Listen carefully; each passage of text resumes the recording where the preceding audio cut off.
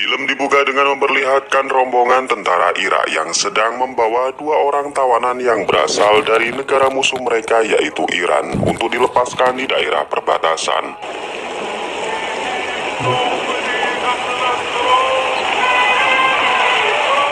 Kedua orang tawanan tersebut bernama Hasan dan Hussein yang terungkap jika mereka adalah saudara kakak beradik. Seorang perwira tentara Irak yang bernama Abdul Qadir memerintahkan untuk melepaskan kedua tawanan tersebut. Namun penjaga perbatasan mengatakan kepada Abdul Qadir bahwa hanya boleh satu tawanan saja yang akan dibebaskan. Mendengar hal itu, Hussein sang kakak merelakan dirinya yang tetap menjadi tawanan supaya adiknya yang bernama Hasan dapat dibebaskan. Meski awalnya sang adik tidak mau meninggalkan kakaknya dan terus berdebat, akhirnya sang adik Hasan menuruti kakaknya untuk pergi. Kendati demikian, saat Hasan hendak pergi ke perbatasan, seorang perwira tentara Irak yang ingkar janji memerintahkan anak buahnya untuk membunuh Hasan tepat sebelum ia menginjakkan kaki di tanah Iran.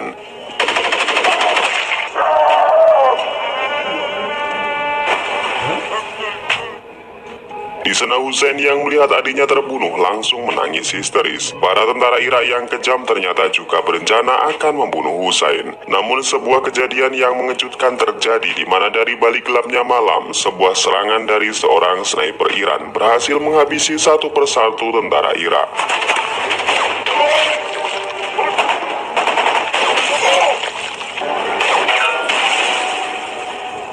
Terungkap serangan tersebut berasal dari seorang sniper Iran yang sangat ditakuti, di mana dia adalah Muhammad Abdul Zarin yang telah lama menjadi buah bibir dan tidak pernah menampakkan wajahnya. Qadir yang mengetahui semua anak buahnya tewas terlihat sangat ketakutan dan mengangkat tangan tanda menyerah kepada Zarin. Dari sini kita bisa melihat kelembutan hati Zarin, di mana ia tidak mau melukai atau membunuh musuh yang sudah menyerah. Zarin pun meninggalkan Qadir, sementara Hussein dibawa menuju ke markas besar tentara Iran. Di tempat yang berbeda, Qadir mengadu kepada para petingginya jika kejadian di perbatasan kemarin adalah ulah dari Muhammad Zarin, seorang sniper Iran yang diketahui telah membunuh banyak tentara Irak dan memiliki banyak pengalaman di medan pertempuran. Di sana para petinggi tentara Irak yang mendengar kesaksian Qadir terlihat sangat ketar-ketir. Mereka semakin takut jika Zarin akan semakin banyak menghabisi tentara mereka dan membuat mental pasukan Irak semakin menurun. Untuk menghentikan langkah Zarin, para petinggi Irak kemudian memutuskan untuk memanggil Rosid yang menjabat sebagai perwira senior dari Satuan Pasukan Khusus Sniper Tentara Irak. Rosid juga telah mempersiapkan dua murid andalannya yang akan diperintahkan untuk membunuh Zarin. Di depan tentara Irak, Rosid mengatakan jika Zarin bukanlah seorang sniper kaleng-kaleng. Dia adalah orang yang sangat berpengalaman, memahami setiap medan, ahli strategi dan senjata, sekaligus rivalnya dulu sewaktu berperang. Rosid juga mengakui jika Zarin memiliki keakuratan tembakan yang sempurna, didukung dengan teknik kamuflase yang sempurna, dan bahkan sampai saat ini ia masih menjadi seorang hantu yang banyak menghabisi para pasukan tentara Irak. Akan tetapi Rosid telah mempersiapkan dua murid andalannya untuk membunuh Zarin. Keduanya bernama Mu'ad dan Jabal, di mana lebih dari beberapa tahun ia telah dilatih keras dan diyakini memiliki kemampuan yang setara dengan Zarin. Untuk membuktikan ucapannya, Rosid kemudian memperlihatkan kemampuan anak didiknya dengan melepaskan dua orang sandera dari pasukan musuh lalu akan ditembak sewaktu mereka berlari.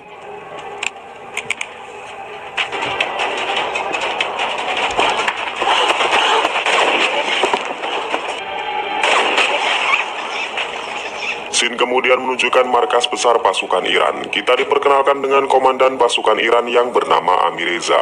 Di dalam markas, Reza mengatakan kepada para bawahannya bahwa saat ini ia tengah khawatir dengan pasukan Irak yang akan melakukan serangan dadakan. Ia juga mendapatkan informasi bahwa Irak telah mengumpulkan banyak tentara di wilayah perbatasan dan menyiapkan sejumlah mortar untuk menyerang markas mereka. Untuk saat ini mereka hanya bisa mempersiapkan diri menunggu serangan tersebut dan bertahan sebisa mungkin karena memang teknologi yang mereka miliki jauh dibandingkan dengan pasukan Irak.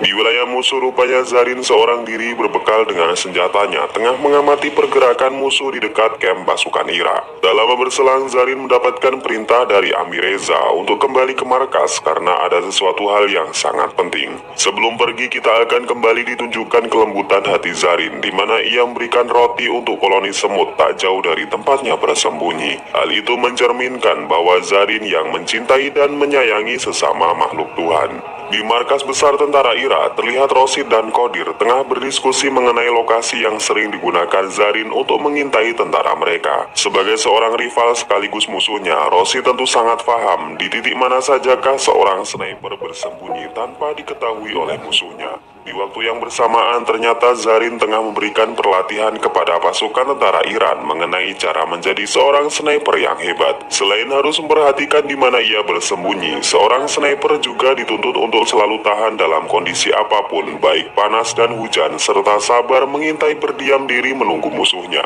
Dari kejauhan, Husain terlihat tengah memperhatikan apa yang sedang disampaikan oleh Zarin. Di sana Husain meminta Zarin untuk melatihnya menjadi seorang sniper hebat sama seperti dirinya. Melihat semangat yang dimiliki oleh Husain, Zarin pun dengan senang hati menerima pemuda tersebut menjadi salah satu muridnya.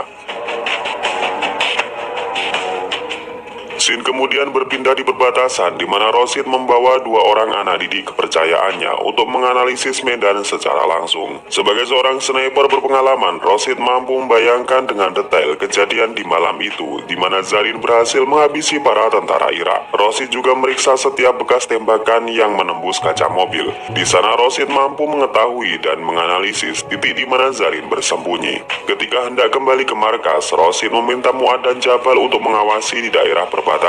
Rosid berasumsi jika Zarin sering datang ke tempat ini untuk mengawasi para tentara Irak. Scene kembali ke markas pasukan Iran di mana pada malam hari para tentara bersiap untuk tidur. Seorang sesepuh yang bernama Ismail terlihat tengah memberikan roti sebagai makan malam kepada Husain. Melihat hal tersebut, Zarin melarang Husain untuk makan roti itu. Zarin mengatakan jika ingin menjadi seorang sniper yang hebat, seseorang harus terbiasa berpuasa menahan lapar dan dahaga untuk ketenangan jiwanya. Jika seorang sniper telah mendapatkan ketenangan jiwa, maka ia akan lebih mudah berkonsentrasi membidik musuhnya dalam situasi apapun.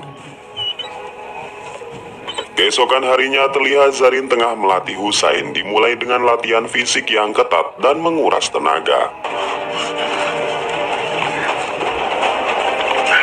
Zarin juga mengajari cara berkamuflase layaknya seorang sniper yang sesungguhnya. Zarin tidak kenal ampun dengan muridnya dan tidak segan-segan memarahi Husain karena teknik kamuflasenya yang sangat buruk. Zarin juga membuang botol minuman Husain dan menyuruhnya untuk menahan dahaga karena seorang sniper hebat harus bisa bertahan tanpa minum selama mungkin. Zarin kemudian mengajak Husain untuk mengintai musuh di daerah perbatasan. Sesampainya di sana mereka melihat dua orang tentara Irak yang sedang melakukan sholat. Husain mengatakan jika ini adalah kesempatan emas untuk menghabisi mereka. Namun Zarin tidak akan mau dan tidak akan pernah membunuh musuh dalam keadaan beribadah. Zarin mengatakan jika mereka semua memanglah musuh kita di medan pertempuran sebagai seorang manusia. Namun ketika beribadah yang akan mereka hadapi adalah Tuhan. Tak mungkin rasanya jika seorang hamba yang lemah mampu menghadapi Tuhan yang maha segala-galanya. Mendengar hal itu, Husain pun sekarang paham tentang siapa itu Zarin dan memahami jika musuh sekalipun tetap memiliki hak untuk hidup dan beribadah. Zarin membawa Husain ke lapangan tembak dan menyuruhnya untuk membidik sebuah target. Namun sayangnya semua bidikan Husain meleset dan membuat Zarin sangat marah. Ketika Zarin hendak pergi, Husain berdalih jika senjata yang ia pakai telah usang. Oleh sebab itu, Husain menantang Zarin untuk memakai senjata ini yang dia anggap sudah tidak layak untuk digunakan. Merasa ditantang oleh muridnya, Zarin pun dengan sigap menembak semua target tanpa satu kali pun melesat dari targetnya.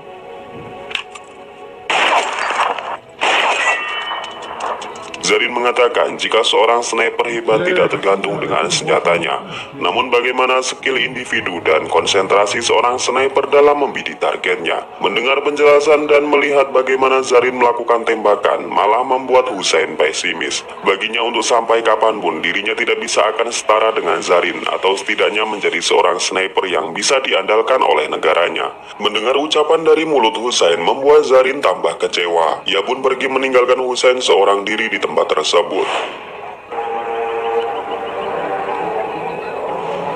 Di malam harinya di markas pasukan Iran, Zarin bertanya kepada Ismail kenapa sampai selarut ini Husain belum juga kembali. Ismail mengatakan jika tadi Husain berpamitan untuk pergi ke perbatasan karena ia merindukan adiknya yang tewas di tempat tersebut. Mendengar hal itu, Zarin pun bergegas ke sana karena ia tahu jika di perbatasan adalah tempat yang sangat berbahaya.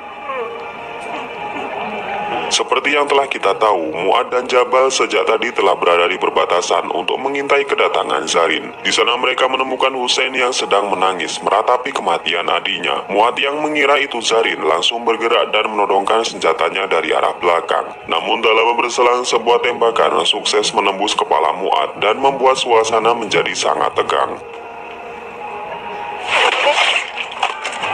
Untuk kedua kalinya Zarin berhasil menyelamatkan Husain. Di sana Zarin mengajak Husain untuk menjebak musuh yang saat ini tengah bersembunyi. Zarin menyuruh Husain untuk berlari dan menjadi umpan bagi Jabal, sedangkan ia akan menghabisi Jabal setelah mengetahui di mana persembunyiannya. Dan benar saja, Jabal yang melihat Husain berlari termakan oleh rencana yang telah dibuat oleh Zarin.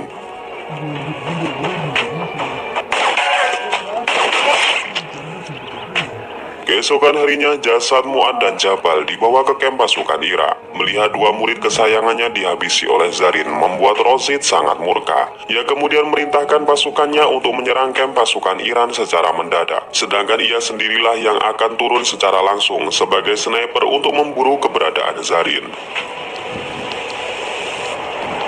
Di dalam markas Iran, Husain terlihat sedang mengantar makanan untuk gurunya. Di sana terlihat Zarin yang tengah memandangi foto keluarganya dengan diiringi tetesan air mata. Zarin mengatakan jika dirinya terpaksa meninggalkan keluarganya karena untuk melindungi negara. Di sisi lain, para pasukan Irak yang mengendarai tank lapis baja telah mendekat dan bersiap untuk melakukan serangan. Rosid yang diliputi dendam karena kematian dua muridnya dengan membabi buta mengawali serangan dan berhasil membunuh Ismail.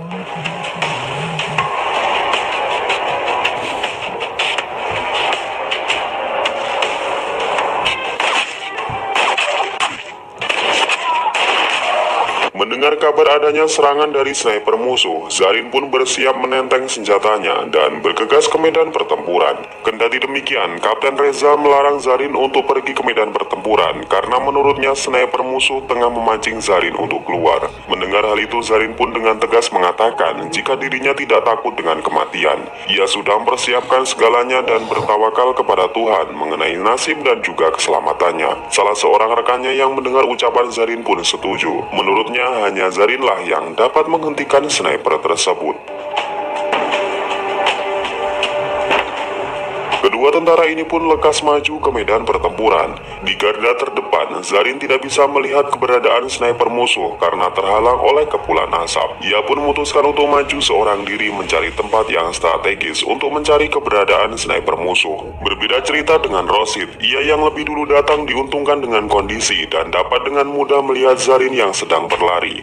Ia pun memberikan kode kepada Zarin dan menantangnya untuk duel jarak jauh layaknya seorang sniper sejati. Menjawab tantangan musuh, Zarin pun dengan senang hati berpindah posisi dan mencari tempat yang strategis. Ketika sama-sama membidik, Zarin pun teringat dengan masa lalunya di mana kala itu Zarin berhasil membidik Rosid dan membuatnya terpojok. Namun kala itu Zarin tidak membunuh Rosid melainkan menembak jari telunjuknya sebagai peringatan. Dari kejadian itu jugalah Rosid sangat berambisi untuk mengalahkan Zarin, dan nampaknya dalam pertempuran kali ini posisi Rosid jauh lebih diuntungkan. Ia berhasil membidik Zarin dan membuatnya tumbang.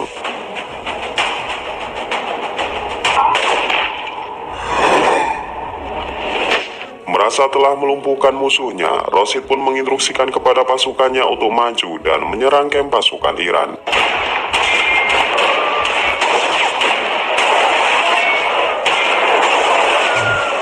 Akibat dari serangan tersebut membuat pasukan Iran kocar-kacir. Hal itu disebabkan oleh amunisi dan senjata yang mereka miliki kalah canggih dengan pasukan Irak.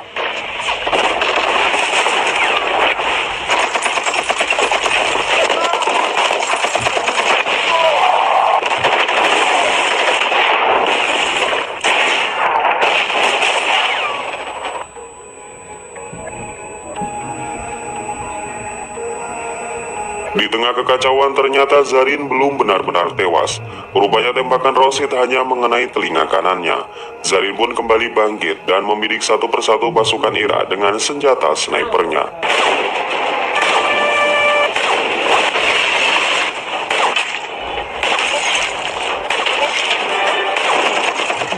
Bangkitnya Zarin membuat situasi berbalik arah. Para pasukan Iran kembali mendapatkan semangat dan meledakkan tank-tank pasukan Irak dengan senjata RPG yang mereka miliki.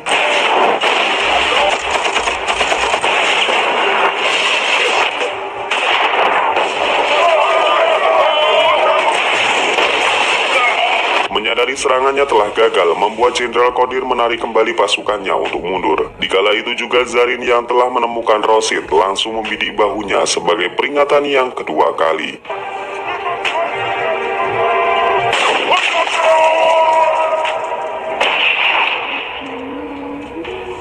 Sekembalinya di markas, Kapten Reza dan para pasukan Iran tidak menyangka jika Zarin berhasil selamat. Sementara di kamp pasukan Irak, Rosid dimarahi habis-habisan oleh komandannya dan menuduh bahwa dirinya telah memberikan laporan palsu atas kematian Zarin. Ia juga telah menyebabkan banyak tentara Irak tewas dan mengalami kekalahan yang sangat memalukan. Sang komandan kemudian memberikan hukuman kepada Rosid dan menonaktifkan untuk sementara waktu, serta tugasnya akan diambil oleh sniper lain yang telah mereka siapkan. Sang komandan yang muak karena lagi-lagi Zarin masih hidup kemudian memiliki rencana yang sangat licik. Ia menyuruh Qadir untuk berpura-pura menjadi pengkhianat dan memberikan informasi palsu kepada pasukan Iran. Keesokan harinya di markas Iran, Qadir berpura-pura menjadi pengkhianat dan menemui Amir Reza. Ia mengatakan jika kekalahan kemarin membuat para petinggi Irak sangat marah. Mereka telah menyiapkan senjata dan amunisi yang jauh lebih banyak untuk serangan berikutnya. Qadir mengatakan jika hanya ada satu jalan untuk menghentikan rencana tersebut, Zarin harus pergi ke daerah perbatasan dan diam-diam menghabisi komandan tentara Irak. Pada awalnya Kapten Reza dan para petinggi Iran dapat dengan mudah menebak jika semua ini adalah jebakan. Namun Zarin yang tak takut dengan kematian mengatakan jika mereka akan termakan oleh jebakan yang telah mereka buat sendiri.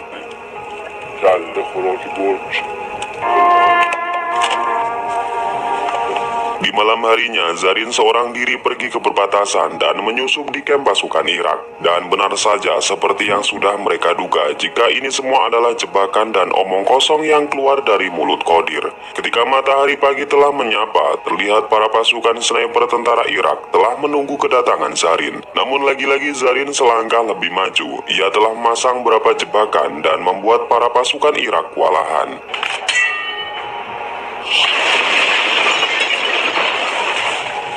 Ternyata Zarin tengah bersembunyi di sebuah gubuk yang berada di pinggir rawa dan bersiap untuk menghabisi satu persatu pasukan Irak.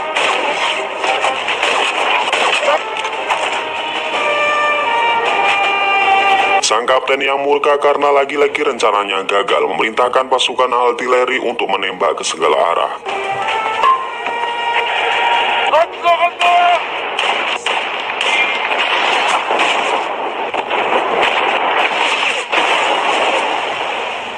Dan sialnya, salah satu sniper Irak berhasil menemukan gubuk di mana Zarin bersembunyi. Ia berhasil melukai Zarin dan menembak di bagian bahunya. Sniper tersebut kemudian mendekati gubuk tersebut dan memastikan apakah Zarin benar-benar telah tewas. Dan pada kenyataannya, Zarin yang dalam kondisi terluka parah masih sanggup untuk menghabisi sniper tersebut.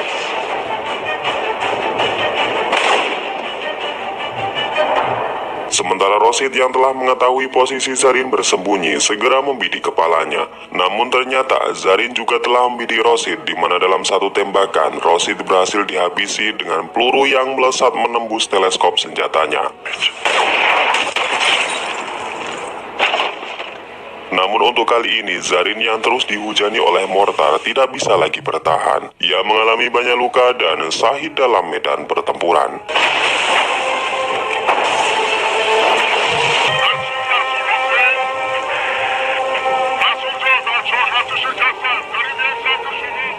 Di akhir cerita terlihat Hussein yang telah menjelma sebagai sniper menggantikan posisi gurunya tengah membidik seorang jenderal Irak di daerah musuh. Melanjutkan misi gurunya, Hussein sukses menghabisi sang jenderal dengan sekali tembakan.